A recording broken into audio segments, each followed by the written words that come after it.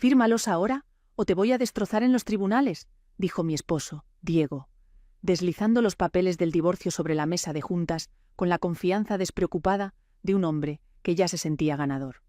«No tienes nada, ni trabajo, ni dinero, ni pruebas de nada de lo que has dicho, ni la menor oportunidad». Su abogado, un tipo pulido con un traje de más de 100.000 pesos, asintió a su lado con una satisfacción apenas disimulada. Los dos formaban un muro de certeza masculina al otro lado de la mesa. ¿Pero por qué me mantuve tranquila a pesar de las amenazas? ¿Y por qué, cuando Diego se rió al escucharme mencionar que estaba esperando a mi abogada, la puerta de la sala de juntas se abrió de golpe? «No viene», había dicho Diego con una sonrisa torcida. «Me aseguré de eso. Tu abogada de asesoría jurídica gratuita recibió una llamada esta mañana. Conflicto de interés. Ahora estás sola, Viviana. Firma los papeles y quizá te deje ver a los niños los fines de semana». Entonces la puerta se abrió. La mujer que entró no era la abogada de asesoría jurídica gratuita. Era alguien completamente distinto. Alta, impecablemente vestida, con un portafolio de piel que probablemente costaba más que la mensualidad del coche de Diego. «Disculpen mi retraso. El tráfico desde la ciudad judicial fue terrible». Extendió la mano primero al abogado de Diego, una jugada de poder que cambió de inmediato la energía del cuarto. «Patricia Herrera, voy a representar a la señora Patiño en este asunto. Confío en que no hayan empezado sin que estuviera presente una defensa adecuada». La expresión segura de Diego vaciló. La sonrisa de su abogado desapareció por completo. «¿Herrera?», repitió el abogado, mientras le caía el 20. «Patricia Herrera, de Méndez y Asociados». «La misma», dijo ella. «¿Empezamos como se debe ahora?» Diego no siempre había sido un monstruo. O quizás sí lo había sido, y yo era demasiado joven, y estaba demasiado desesperada por salir de mi propia casa, complicada como para reconocer las señales de alarma. Nos casamos cuando yo tenía 22 años, recién salida de la universidad, agradecida de que alguien que parecía estable y exitoso me eligiera. Los primeros años habían sido buenos, o al menos lo suficientemente buenos. Diego levantó su negocio de bienes raíces comerciales, mientras yo lo apoyaba, administraba nuestra casa y con el tiempo me quedé en casa con nuestros 2 hijos, Marcos y Sofía. El control se fue metiendo poco a poco. «Yo me encargo de las finanzas. No tienes por qué preocuparte. ¿Para qué quieres tu propia tarjeta de crédito? Todo está en mis cuentas. Tus amigas son una mala influencia. Deberías pasar más tiempo en casa. No necesitas trabajar. Yo proveo todo. ¿Qué más podrías querer? Para el 8º año yo no tenía ingresos, ni historial de crédito a mi nombre, ni amistades cercanas que no hubieran sido empujadas lentamente fuera de mi vida, ni una salida fácil de un matrimonio que se había convertido en una prisión de terciopelo. Para el 12º año, el maltrato verbal ya era constante, el aislamiento completo y las amenazas sobre la guarda y custodia habían empezado. «Ningún juez le va a dar a los niños a una mujer sin trabajo y sin recursos», me repetía Diego con frecuencia. «Sin mí estarías en la calle. Acuérdate, la decisión de irme me tomó 2 años ejecutarla, no porque yo fuera débil, sino porque fui estratégica». Diego controlaba todo, el dinero, las conexiones sociales, la información. Irme sin preparación habría significado perder a mis hijos frente a un hombre que los usaría como arma contra mí sin pensarlo. Así que me preparé en secreto. Documenté cada episodio de abuso verbal, grabando conversaciones. En México, si participas en la conversación, tu participación constituye el consentimiento necesario para registrarla. Fotografié documentos financieros que, según él, yo no debía ver, y descubrí cuentas y activos que Diego me había ocultado. Junté un pequeño fondo de emergencia, con cuidado, apartando poco a poco del gasto del súper y vendiendo cosas que Diego no notaría que faltaban. Y contacté a Patricia Herrera, no por asesoría jurídica gratuita, sino a través de una organización civil contra la violencia familiar que conectaba a sobrevivientes con representación pro bono de abogadas de primer nivel. Patricia tomó mi caso sin cobrarme, al reconocer algo en mi situación que le encendió el instinto de defensa. «Él cree que es invencible», me dijo en nuestra primera reunión. «Hombres como tu esposo siempre lo creen. Esa es su debilidad. No se preparan para rivales que sí llegan preparadas». La emboscada de Diego ese día ya estaba prevista. De algún modo, él logró que mi abogada señuelo, la asesora que yo había contactado públicamente para despistarlo, dejara el asunto.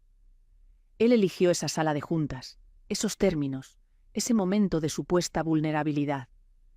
Él pensó que yo estaba sola, pensó que yo estaba desesperada, pensó que ya había ganado antes de que empezara la pelea. La entrada de Patricia lo cambió todo. Antes de proceder, dijo ella, acomodándose en la silla a mi lado y abriendo su portafolio, necesito señalar algunas irregularidades sobre cómo se organizó esta reunión. A mi clienta se le hizo creer que tendría representación presente. En cambio, se le presionó para firmar documentos sin asesoría. No hubo presión, interrumpió rápido el abogado de Diego, un hombre llamado licenciado Hernández. Solo estábamos conversando. Una conversación en la que le dijeron que firmara o sería destruida. Eso no es una conversación, licenciado Hernández. Eso es coacción. Patricia sacó un dispositivo pequeño. También debo mencionar que mi clienta ha estado grabando desde que entró al cuarto. Sus amenazas están documentadas. La cara de Diego se encendió. Eso es ilegal. En México, cuando una persona participa en la conversación, puede registrarla, dijo Patricia con una sonrisa fina. Quizá deberíamos revisar qué es lo que realmente está sobre la mesa, ahora que estamos aquí y contamos con la información completa. Los documentos que Diego quería que yo firmara estaban diseñados para destruirme. Guarda y custodia exclusiva para él, convivencias mínimas para mí, 4 días al mes, con supervisión, sin pensión alimenticia a mi favor, pese a 12 años como madre dedicada al hogar, y un acuerdo patrimonial que me dejaba en esencia con nada, a pesar de que el matrimonio había acumulado un patrimonio considerable. Estos términos son abusivos, dijo Patricia, hojeando las páginas. 12 años de matrimonio, 2 hijos, activos conyugales importantes, y le ofrecen a mi clienta convivencias supervisadas y ningún apoyo. ¿Con base en qué? Es mentalmente inestable, soltó Diego, con la mentira saliéndole fácil. Ha hecho acusaciones contra mí que son totalmente falsas. No está apta para cuidar a los niños sin supervisión. Interesante, dijo Patricia. ¿Tiene documentación de esa supuesta inestabilidad? ¿Expedientes médicos, evaluaciones psicológicas o psiquiátricas? ¿Reportes de autoridad por esos incidentes? El licenciado Hernández se movió incómodo. Estamos listos para presentar pruebas en juicio. Ustedes están listos para lanzar acusaciones sin pruebas. No es lo mismo. Patricia sacó una carpeta gruesa del portafolio. Yo, en cambio, sí tengo documentación. 3 años de conversaciones grabadas que muestran abuso verbal y emocional. Registros financieros que evidencian cuentas y activos ocultos que no fueron revelados en los escritos iniciales de su cliente. Y testimonios desempleados de la empresa, del señor Patiño, sobre su conducta y su carácter. Diego se levantó de golpe. «Esto es ridículo. Se lo está inventando». «Siéntese, señor Patiño». La voz de Patricia era hielo. «O voy a solicitar la suspensión y presentar de inmediato promociones urgentes sobre su comportamiento en esta reunión. Tengo sus amenazas grabadas. Tengo testigos de su intento de coaccionar a mi clienta para firmar documentos sin asesoría. ¿Cómo cree que va a caer eso con la jueza Montoya, que sé que no tolera el hostigamiento procesal?» Las siguientes 3 horas desarmaron por completo la estrategia de Diego. Patricia presentó evidencia, metódicamente, que él no sabía que existía. Las cuentas bancarias ocultas en Panamá, más de 40 millones de pesos que Diego había movido fuera del país sin que yo lo supiera. Propiedades de inversión a nombre de sociedades mercantiles, estructuradas para excluir bienes del patrimonio conyugal, la relación con su socia de negocios, que llevaba 4 años, documentada con recibos de hotel, registros de vuelos y testimonios. Mi clienta no es quien ha estado ocultando cosas, concluyó Patricia. Su cliente ha cometido fraude patrimonial dentro del matrimonio, ha sostenido una relación extramarital continua y ha fabricado una historia sobre la supuesta inestabilidad de mi clienta para cubrir su propia conducta. El licenciado Hernández miró a Diego con una furia apenas contenida. Era evidente que Diego no había sido del todo honesto ni con su propio abogado. «Deberíamos tomar un receso», dijo Hernández. «Hablar en privado con mi cliente». «Tómense el tiempo que necesiten», respondió Patricia. «Pero les aviso algo. Si hoy no llegamos a un acuerdo razonable, mañana presentaré promociones que incluirán solicitudes de peritaje, contable forense, medidas cautelares para asegurar bienes y órdenes provisionales de guarda y custodia, basadas en el patrón documentado de coacción y abuso. Patricia juntó sus papeles. Mi clienta ha sido paciente y estratégica. Su cliente ha sido arrogante y descuidado. Esa combinación suele salirle cara. El receso duró 45 minutos. A través de los muros de cristal de la sala de juntas, vi a Diego y al licenciado Hernández discutir. La cara de Diego estaba roja, sus gestos eran agresivos. Hernández no paraba de negar con la cabeza, claramente dándole noticias que su cliente no quería oír. «Están recalculando», me dijo Patricia en voz baja.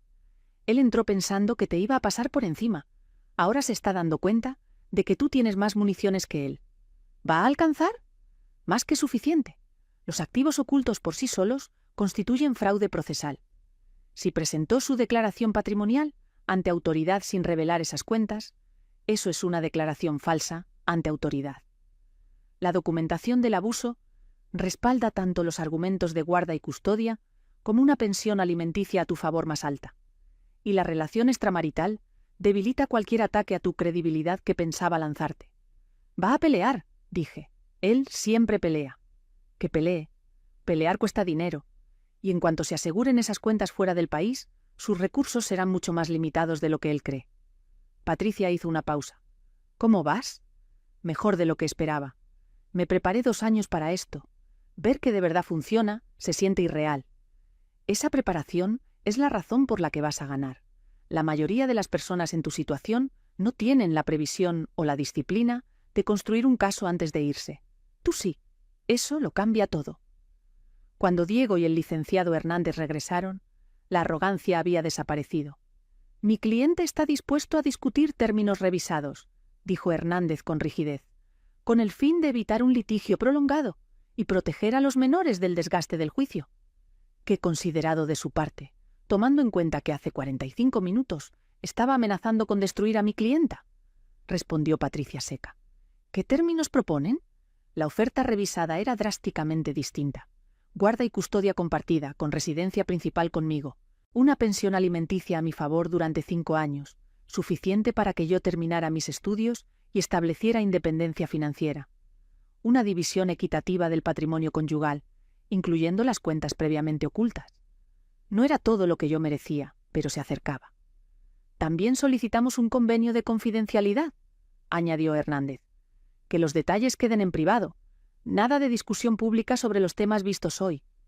Quiere esconder la relación y el dinero oculto, tradujo Patricia. Eso se puede negociar, pero tiene un precio. Pensión alimenticia para los menores, incrementada. Un fideicomiso educativo constituido desde ahora y sin quedar sujeto a futuras renegociaciones. Y una cláusula de conducta en el convenio de guarda y custodia. Si él expone a los menores a parejas románticas pernoctando en la misma casa, mi clienta podrá solicitar una modificación de guarda y custodia. La mandíbula de Diego se tensó, pero asintió. Entonces, redacten los términos revisados y nos volvemos a reunir mañana, dijo Patricia. Confío en que no habrá más intentos de presionar a mi clienta sin asesoría presente. El silencio fue respuesta suficiente. El acuerdo final se firmó 3 semanas después. Obtuve la residencia principal de Marcos y Sofía. Diego se quedó con fines de semana alternados y la mitad de las vacaciones escolares, convivencias generosas para un padre que había amenazado con arrebatármelos por completo.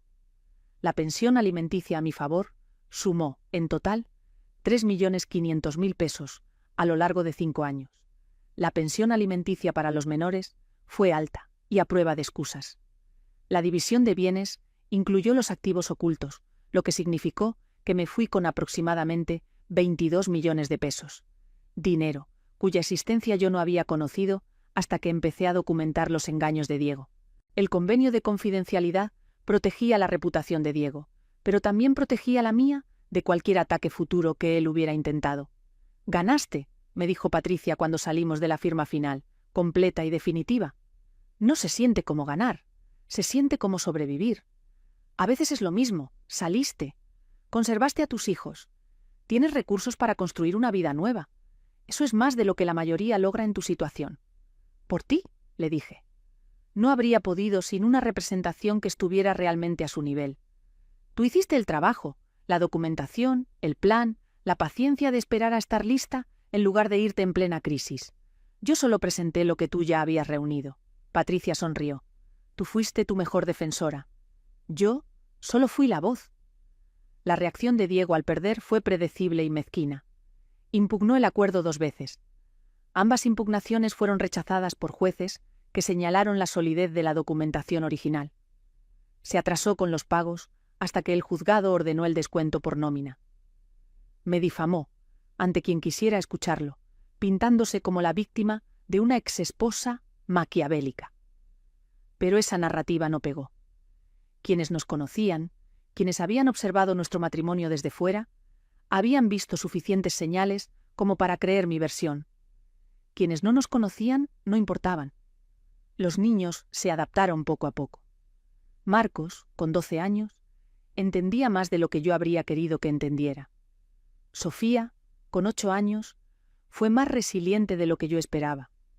Ambos dejaron de esperar, con el tiempo, que su papá se convirtiera en alguien que no era.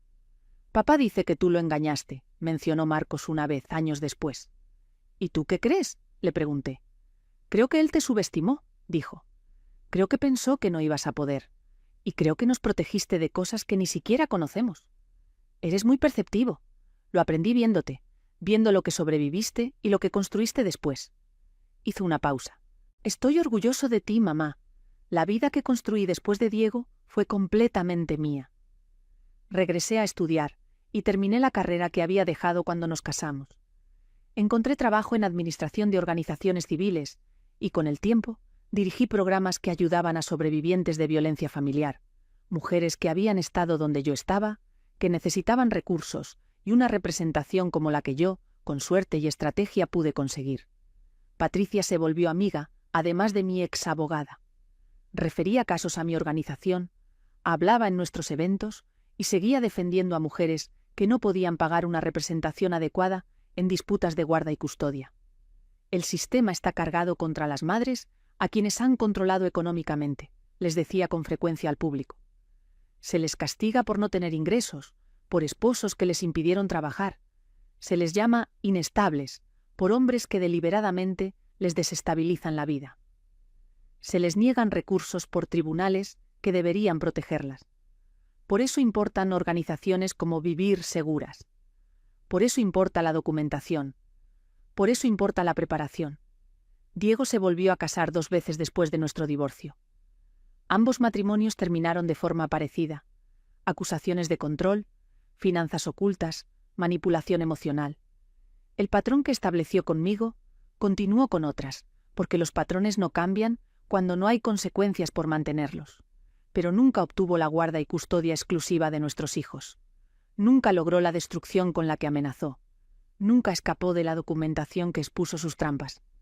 «Fírmalos, o me voy a asegurar de que no vuelvas a ver a los niños», había dicho, con una certeza tan absoluta, con la confianza de que todo el poder era suyo y yo no tenía nada. Se equivocó. A veces esa escena de la sala de juntas todavía me visita. El deslizamiento de los papeles sobre la mesa, la sonrisa del abogado, la certeza en la voz de Diego de que ya había ganado.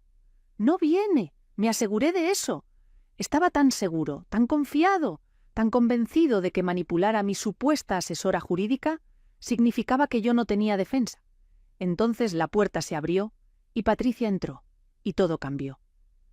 La expresión en su cara, ese instante de reconocimiento de que había calculado mal, de que su blanco no era tan vulnerable como había asumido, de que su emboscada, perfecta, había sido anticipada y neutralizada, valió cada momento de los 2 años que pasé preparándome.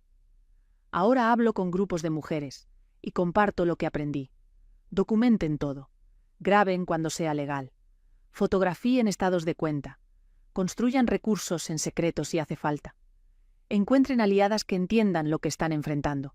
Y nunca, nunca, dejen que las convenzan de que no tienen nada, ni oportunidad, ni salida. Ellos quieren que crean que no tienen poder. Así mantienen el control. En el momento en que entienden que tienen opciones, que pueden prepararse, planear, construir un caso antes de irse, su poder empieza a desmoronarse. No será fácil, no será rápido. Pero es posible. Yo soy prueba de eso. El acuerdo que firmé valía aproximadamente 25 millones de pesos, si se suman los bienes, la pensión alimenticia a mi favor, la pensión alimenticia para los menores y los activos ocultos. Pero el verdadero valor no fue económico. Fue ver a mis hijos crecer en una casa sin tensión constante. Fue construir una carrera que ayuda a otras sobrevivientes. Fue poder dormir en paz, por fin, después de años de ansiedad vigilante. Fue demostrar que la paciencia estratégica puede derrotar la arrogancia agresiva. «Fírmalos ahora, o te voy a destrozar en los tribunales». Él no tenía idea a quién estaba amenazando. No tenía concepto de lo que yo había estado construyendo mientras él controlaba.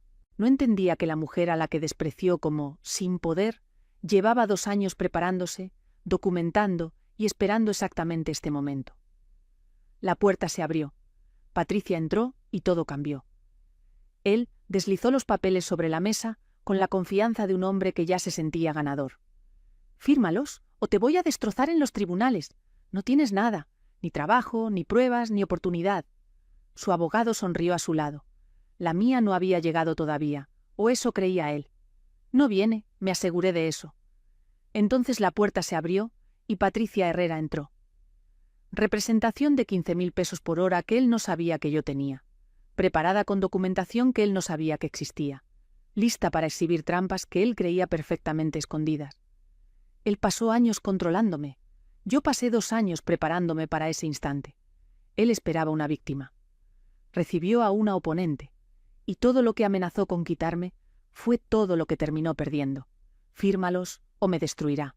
Ni siquiera pudo destruir el caso que yo había construido en su contra.